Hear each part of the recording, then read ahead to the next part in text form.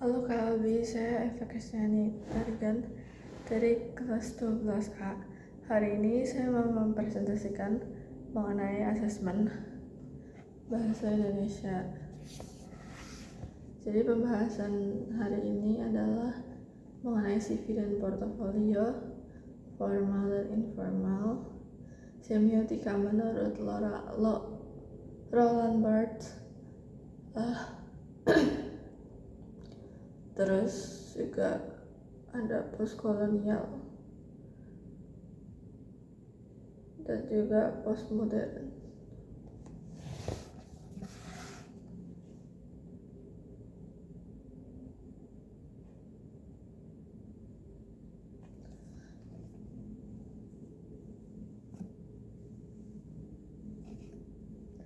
Yang pertama saya akan membahas mengenai CV.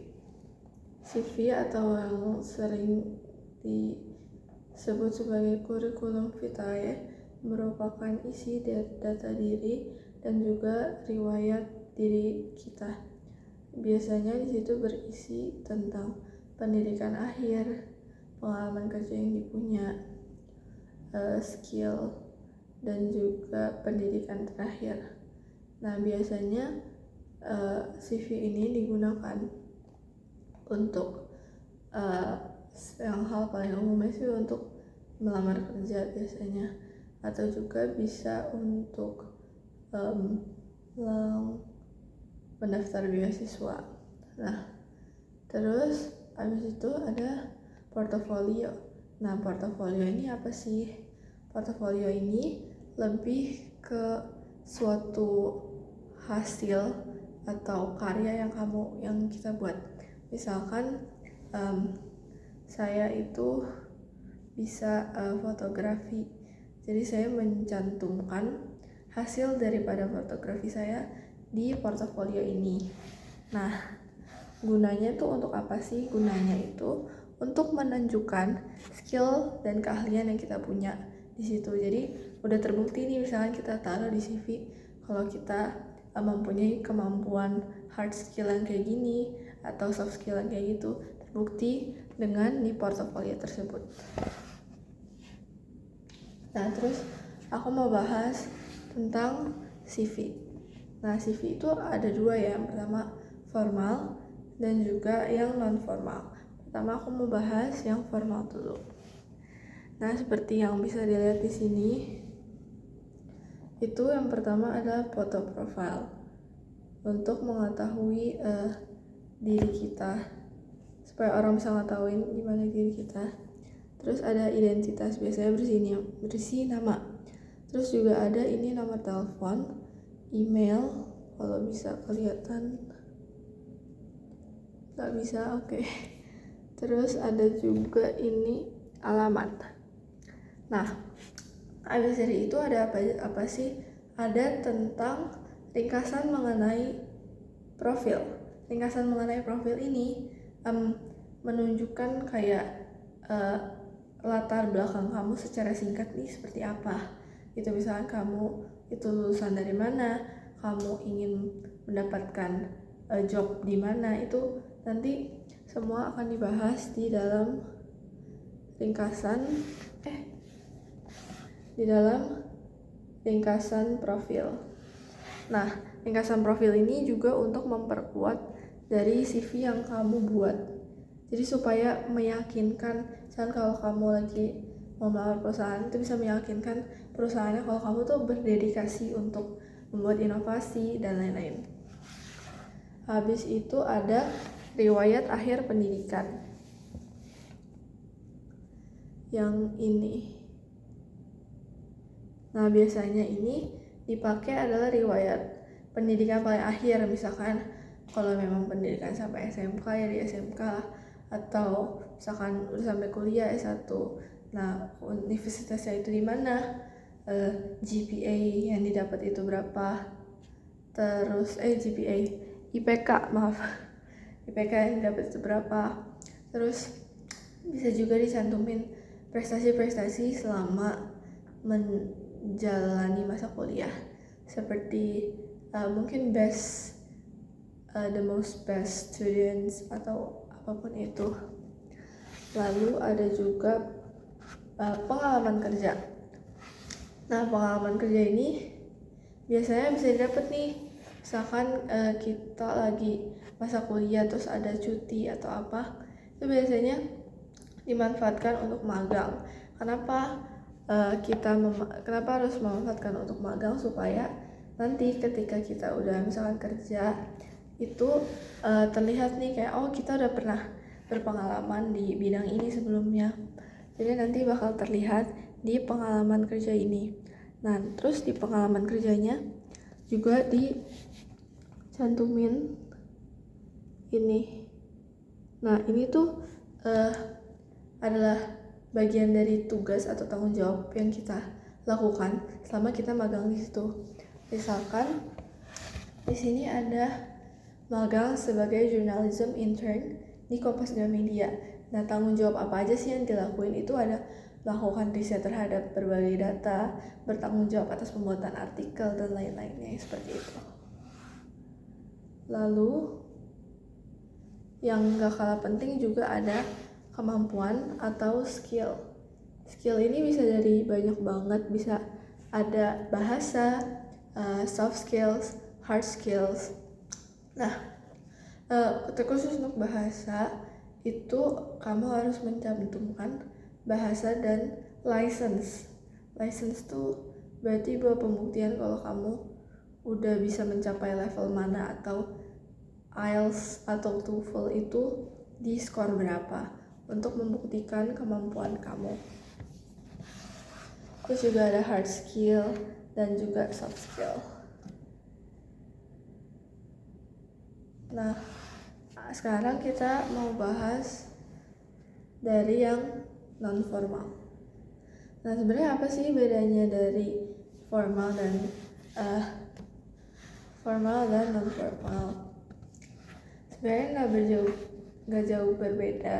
Cuman biasanya untuk non formal itu dipakai untuk melamar kerja di perusahaan-perusahaan di bidang media industri gitu, yang membutuhkan kreativitas, biasanya kayak gitu sih.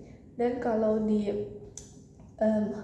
CV non formal ini bisa dicantumin beberapa kayak misalkan kamu pernah ikut workshop atau volunteer, itu bisa dicantumin di situ.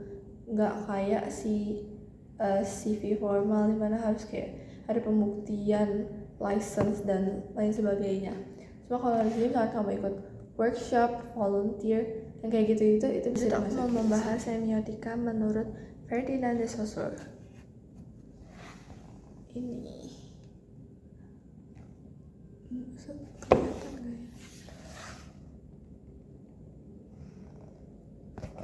Nah, menurut Ferdinand de Saussure, semiotika ini adalah dibagi menjadi dua, yaitu tanda dan juga petanda.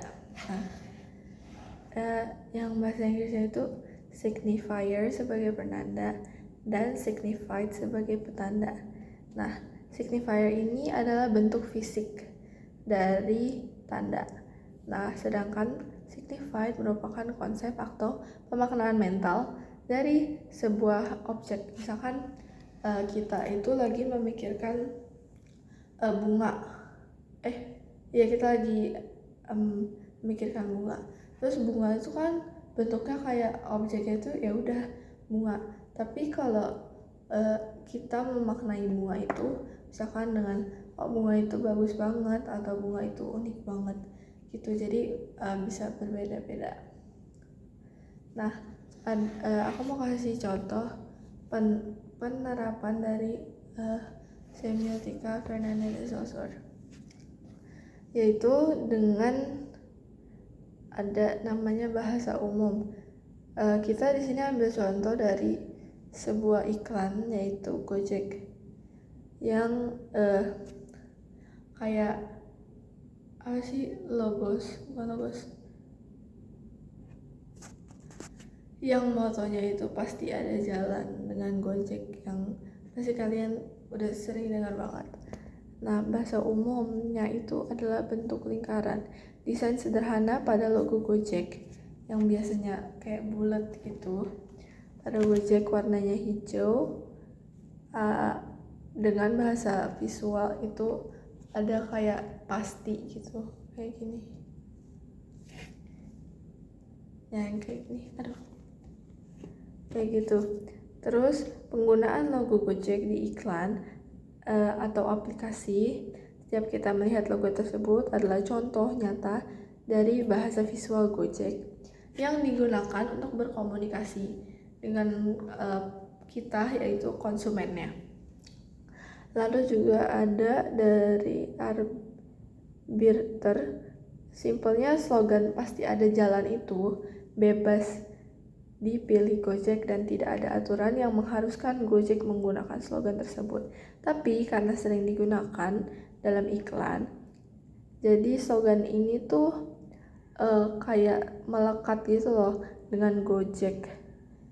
Dan karena kebiasaan kesepakatan itu, kalimat tersebut memiliki kekuatan yang khusus terhadap Gojeknya aja. Jadi kayak kata-katanya itu karena udah orang-orang tuh sering dengar kalau kayak ada kata itu tuh jadi kita Gojek gitu. Jadi kayak melekat gitu di brandnya Gojek. Nah, terus urutan dari kata pasti, ada, dan jalan menciptakan makna tertentu. Dan kalau urutannya dirubah, maka maknanya juga bisa berubah. Nah, maka dari itu sintagmatik berfokus untuk bagian elemen-elemen dalam teks yang bekerja bersama secara berurutan untuk menghasilkan sebuah makna. Jadi misalkan kalau urutan dari kata pasti ada jalannya itu nggak sama kayak si Gojek ini, pasti akan menghasilkan sebuah pemaknaan baru yang beda sama apa yang slogan Gojek ini. Terus ada juga paradigmatiknya. Misalnya kata pasti diganti dengan tentu atau selalu. Jalan bisa diganti dengan kemudahan atau cara, dan paradigmatik berfokus pada pilihan kata yang tidak digunakan tetapi bisa saja digunakan, seperti sinonimnya gitu. Memilih kata jalan daripada kemudahan atau cara memberikan nuansa yang lebih mudah dipahami. Oke, itu dari semiotika Ferdinand de Saussure. Sekarang aku mau menjelaskan semiotika dari Roland Barthes. Nah, semiotika dari Roland Barthes ini adalah semiotika yang dikembangkan dari semiotika yang pertama, yaitu Ferdinand de Saussure. Nah, aku mau jelasin tentang konsep dasar dari semiotika menurut Roland Barthes. Jadi sini Roland Barthes bilang kalau kalau semiotika ini adalah ilmu yang mempelajari arti di balik tanda-tanda yang tadi udah kita jelaskan, yaitu signified dan signifier, di mana tanda-tanda tersebut memiliki pesan tertentu yang ingin disampaikan. Nah, menurut si Roland Barthes ini, semiotika dipandang sebagai bagian dari suatu bahasa yang juga merupakan kumpulan tanda-tanda karena mengungkapkan pesan tertentu dari masyarakat.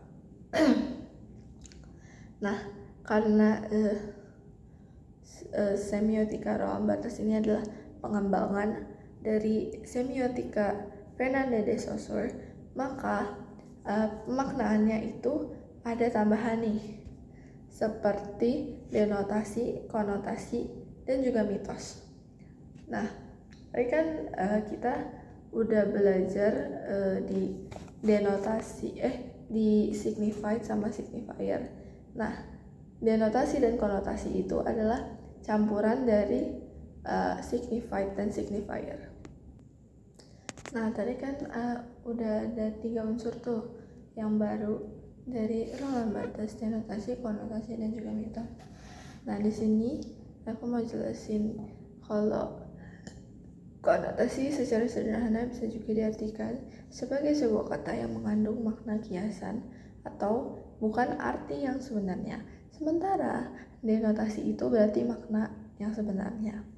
Nah, sementara kalau mitos ini adalah sesuatu yang harus dilakukan, bukan suatu yang mesti dibuktikan. dari hasil penelitian di atas. Nah, di sini aku pakai penelitian Miracle in Cell number 7. Aku menggunakan contoh dari film itu. Nah, di sini kan ada 3 maknanya. Ada makna, denotasi, konotasi, dan mitos.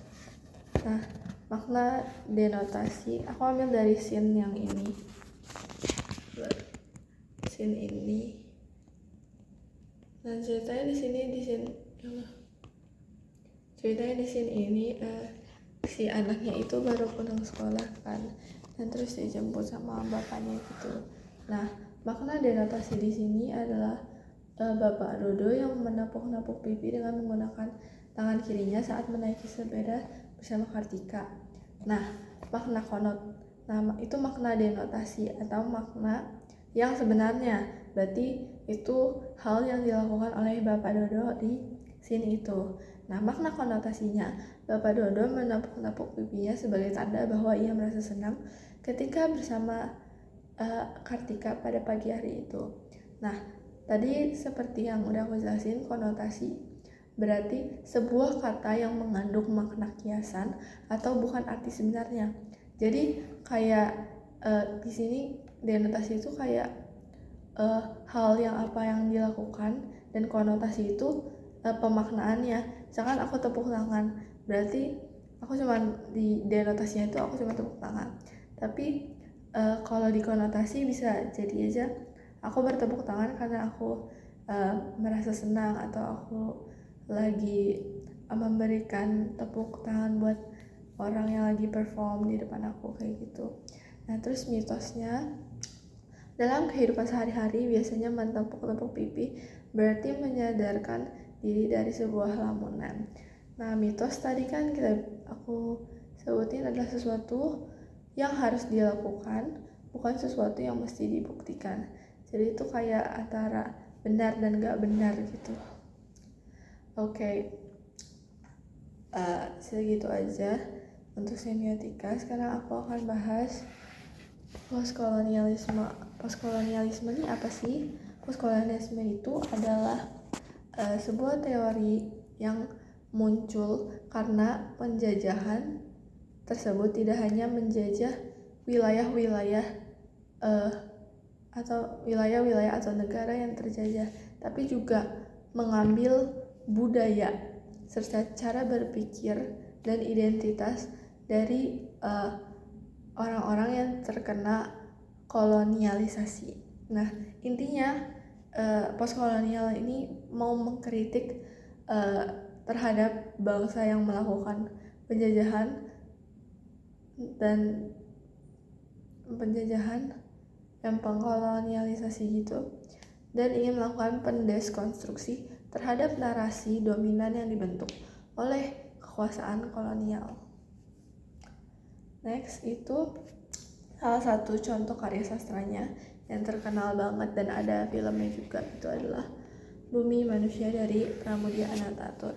Nah, di Bumi Manusia ini menceritakan soal kritikal dan ideologis terhadap sistem kolonial pada zaman dulu. Jadi ini nyeritain tentang keadaan di zaman dulu tuh seperti apa. Kritikan ini juga berdasarkan data dari pengalaman penulisnya sendiri. Dan fokus utama dari kritik di novel ini adalah untuk kolonialisasi dari Eropa dan Belanda yang datang ke Indonesia dan menjajah kita. Nah, abis itu ada postmodernisme. Postmodernisme ini lahir karena reaksi dari gagalnya modernisme ini. Modernisme ini dianggap telah gagal. Nah, karena kegagalan itulah makanya muncul nih postmodern. Nah, gagalnya tuh kenapa sih? Itu karena orang-orang postmodern ini hadir karena merasa modernisme ini terlalu terbatas gitu loh, nggak bisa bersifat yang bebas. Oke. Nah, postmodern merupakan pandangan bahwa kebenaran bersifat relatif. Nah, berarti luas gitu ya, dan nggak mutlak. Dampaknya pada masyarakat itu, masyarakat bisa menjadi lebih kritis dan terbuka terhadap beragam opini. Nggak kayak di modern yang kayak misalkan pengertiannya ini ya udah ini aja mutlak, nggak bisa melihat dari sudut pandang lain. Tapi beda dengan postmodernisme. Postmodernisme ini relatif dan bersifat tidak mutlak. Jadi berdasarkan pemikiran masing-masing. Nah, contohnya ini adalah karya sastranya Hujan Bulan Juni dari Sapardi Djoko Damono. Nah, buku ini mengenai puisi yang dimana terkandung unsur untuk menolak makna tunggal, yang dimana di dalam puisi Hujan Bulan Juni ini menggunakan sebuah simbol-simbol yang ambigu, sehingga makna dari puisi tersebut diambil dari pembaca, bukan dari orang-orang yang bukan dari penyairnya, tapi pemaknaan tersebut datang dari para pembaca. Terus puisi ini juga menolak narasi besar. Jadi mereka tuh mengangkat suatu fragmen kehidupan, dan ini adalah salah satu bentuk penolakan terhadap narasi besar di dalam budaya sastra. Oke, sekian presentasi asesmen bahasa Indonesia. Terima kasih.